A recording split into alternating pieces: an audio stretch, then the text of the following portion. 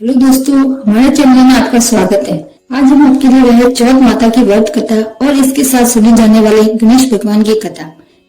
लेकिन कथा कहने से पहले यदि आपने मेरे चैनल को सब्सक्राइब नहीं किया तो प्लीज इसे सब्सक्राइब करें और कथा अच्छी लगे तो लाइक करें। एक नगर में एक बुढ़िया रहती थी। एक बेटा था। अपने बेटे की सलामती के लिए 12 महीनों की चौथ का व्रत करती थी। चौथ को पंसारी से थोड़ा सा गुड़ और घी लाकर 4 लड्डू बनाती, बेटे को देती, एक से पूजा करती, एक हथकार के लिए निकालती, एक चांद उगने पर स्वयं खा लेती।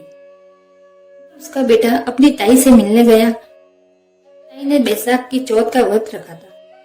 मैंने ताई से पूछा, माँ तो 12 चौथ करती है। बोली, तेरी माँ तेरी कमाई से तर माल खाने के लिए 12 चौथ व्रत करती है। देश जाए तो वो एक भी चौथ का व्रत नहीं करेगी। को लगा ताई सच कह रही है। जाकर माँ से कहा, मैं परदेश जा रहा हूँ, यहाँ तू मेरी कमाई खाने पीने में उड़ा देती है। समझाकर रोकना चाहा पर बेटा नहीं माना। उसे साथ में जाने के लिए चौथ माता के आंखें दिए और कहा, मुसीबत में ये आंखें तेरी मदद करेंगी। आंखें लेकर रवाना हो गया। हुए एक नगर में पहुंचा। ने देखा बूढ़ी माँ रोती जा रही थी, बनाती जा रही थी। कारण पूछा तो बूढ़ी माँ ने कहा, इस नगर की पर एक दैत्य रहता है। वह नगर में आकर कई लोगों को खाने के मार देता था। राजा हर घर से एक आदमी दैत्य के पास भेजता है। मेरे बेटे की बारी है, ये रो रही हूँ, उसी के लिए यह बना रही हूँ। बोला, तू मुझे खिला दे, मेरे बेटे की जगह मैं चला जाता हूँ। बूढ़ी माँ ने उसे खिला दी, फिर वह सो गया। तो राजा के सैनिक आए। बूढ़ी माँ ने उसे भेज दिया। के सामने पहुंचने पर उसने चौथ माता के आके दैत्य की तरफ फेंक दिए। हे चौथ माता, यदि मेरी माँ मेरी सलामती के लिए व्रत करती है तो दैत्य का सिर कट कर गिर जाए। दैत्य का सिर कट गया, लड़का वापस आ गया। राजा ने उसे उपहार देकर विदा किया। वो एक दूसरे राजा के नगर में पहुंचा। राज्य में आवा तभी पकता था, इंसान की बलि दी जाती थी। उन्होंने उसे पकड़कर आवे में चुन लिया, आंखें आवे में डाले और कहा, माता, यदि मेरी माँ मेरे लिए व्रत करती है तो मेरी बलि लिए बिना ही पक जाए। तुरंत पक गया। आवे में से मिट्टी की जगह सोने चांदी के बर्तन निकले। लड़का बोला, बर्तन धीरे धीरे निकालना, मुझे लग नहीं जाए। मैंने उसे निकलवाया और पूछा, इस आवे से तुम बच कैसे गए? मैंने कहा, माँ चौथ माता का व्रत करती है और व्रत के कारण ही वो बच पाया। तो विश्वास नहीं हुआ। चांदी की सुराही मंगवाई और कहा कि सुराही की नली से निकलकर बताओ, मुझे विश्वास होगा। चौथ माता को याद करके आंखें बंद की और कहा, बड़ा बन जाओ और सुराही से निकलो। भवरा बनकर सुराही से निकल गया। मैंने खुश होकर राजकुमारी की शादी उसके साथ करवाई और सभी लोगों को चौथ माता का व्रत करने को कहा। उसे अपनी माँ की याद आई। राजा के पास जाकर खुद के लिए नगर जाने की इच्छा जाहिर की। रथ, घोड़ा, हाथी और खूब सारा धन देकर उन्हें विदा किया। दिन अपने नगर पहुंचा। वह अकेला पंसारी के यहाँ का इंतजार करने लगा। चौथ है तो माँ यहाँ जरूर आएगी। देर बाद लकड़ी टेकती हुई उससे उसकी माँ आती हुई दिखाई दी। माँ की आंखों में जाले आने के कारण उसे कम दिखाई देने लगा। उसे नहीं पहचाना। कहने लगी, भैया, मुझे चाहे कितनी गाली निकालो, बेटे को कुछ मत कहना। माँ के चरणों में गिर पड़ा।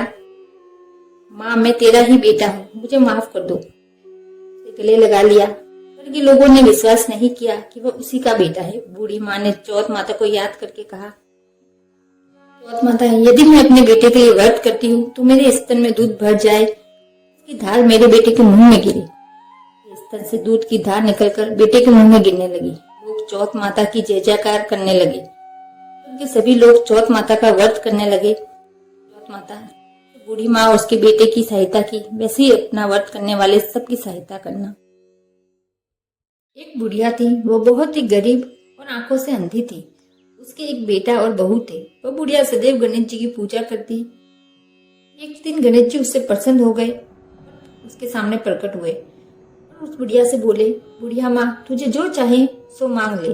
बुढ़िया बोली, मुझे तो मांगना नहीं आता, कैसे और क्या मांगो। तब गणेश जी बोले, अपने बेटे बहू से पूछ कर मांग ले। तब बुढ़िया ने अपने बेटे से कहा, गणेश जी कहते हैं तू कुछ मांग दे, मैं क्या मांगू। उसके बेटे ने कहा, माँ तू उनसे धन मांग ले। बुढ़िया ने अपने बहू से पूछा तो बहू ने कहा, माँ जी आप नाती और पोती मांग लो। तब बुढ़िया ने सोचा कि ये तो अपने अपने मतलब की बात कह रहे हैं। अतः उस बुढ़िया ने अपने पड़ोसियों से पूछा। तो उन्होंने कहा, बुढ़िया तू तो थोड़े दिन में मर जाएगी, तू धन का क्या करेगी और क्यों नाती पोते मांगे।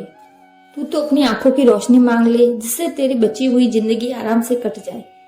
बुढ़िया ने गणेश जी से प्रार्थना की और बोली, यदि आप मुझसे प्रसन्न हैं तो मुझे करोड़ों की माया दे, निरोगी काया दे, अमर सुहाग दे, आंखों की रोशनी दे, नाती दे, पोता दे और सब परिवार को सुख दे और अंत में मोक्ष दे। यह सुनकर गणेश जी हंसने लगे और बोले, बुढ़िया माई तुम तो बहुत चालाक हो, तुमने तो मुझे ठग लिया। फिर भी जो तुमने मांगा है वचन के अनुसार सब तुझे मिलेगा। यह कहकर गणेश जी अंतर्ध्यान हो गए। उधर बुढ़िया माई ने अपना बुच्चा कुच्चा जीवन बड़े सुख पूर्वक बिताया और उसे सब कुछ मिल गया।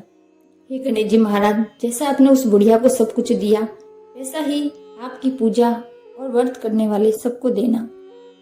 एक समय की बात है, विष्णु भगवान का विवाह लक्ष्मी जी के साथ निश्चित हो गया। विवाह की तैयारी होने लगी। सभी देवता को निमंत्रण भेजे गए, परंतु गणेश जी को निमंत्रण नहीं दिया।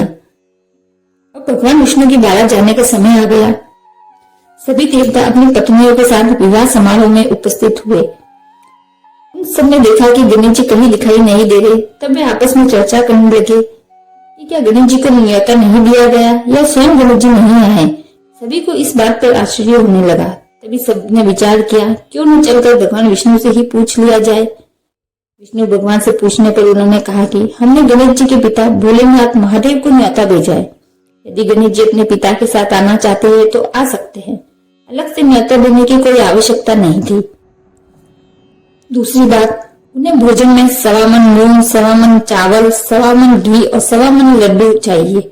यदि गणेश जी नहीं आएंगे तो कोई बात नहीं, दूसरे के घर जाकर इतना सारा खाना पीना भी अच्छा नहीं लगता।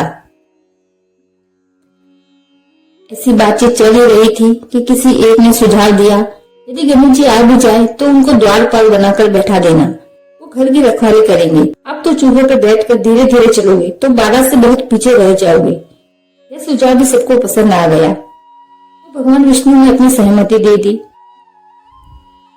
इतने में गणेश जी वहां आ पहुंचे और उन्हें समझा बुझाकर घर की रखवाली के लिए बिठा दिया। बारात रवाना हो गई। तब नारद जी ने देखा कि गणेश जी तो दरवाजे पर ही बैठे हैं, तो वे गणेश जी के पास गए और उनसे इसका कारण पूछा। गणेश जी ने कहा कि भगवान विष्णु ने मेरा अपमान किया है। नारद जी ने कहा कि आप अपनी मूषक सेना को बारात के आगे भेज दे, जिससे